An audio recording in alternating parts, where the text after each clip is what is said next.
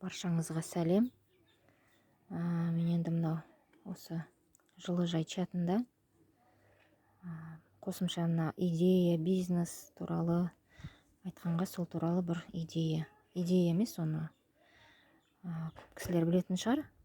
Бұл пастила деген мынау қақ, өріктен жасалған қақ. Осындай мындай қылып жайып алдым. Міне енді әйел адам болсын, ер адам болсын, осыны жасауға, балалармен ақ жасап тастауға болады. Бүйтіп орап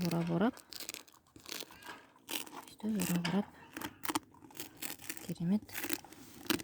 Міне мынандай керемет қақ жасауға болады. Сол осы идеямен бөліскім келіп отыр. Бұны енді мен басында интернеттен, ютубтан көріп жасадым.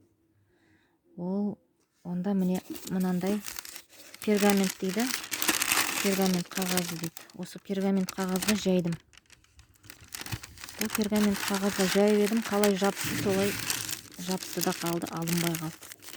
Қаншама зат ысырап кетті. Пергаментті қаншама ақшаға алдым, мынаны енді бұны бірдеңке пісірген кезде пайдаланбасам. Жалпы енді мен мынандай гелевый пленка, дастарханның бетіне жаятын, осыған жайдым. Осыған жайып едім, жақсы керемет болды.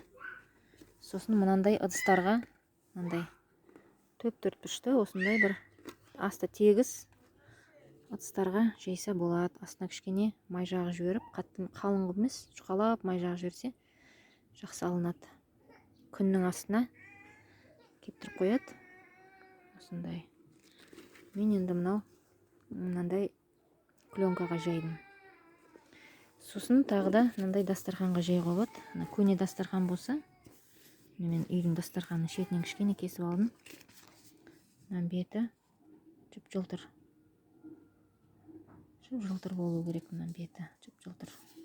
Тура осы мына гелевый, мынау сияқты беті жылтыр болу керек. Егер мынандай бұдыр-бұдыр болатын болса, оған жабысып қалады екен да, мен оны да көрдім. Ол болмайды екен. Мынандай жылтыр болу керек екен. Мынау да жылтыр. Осындай идеямен бөлісіп жатырмын сіздермен.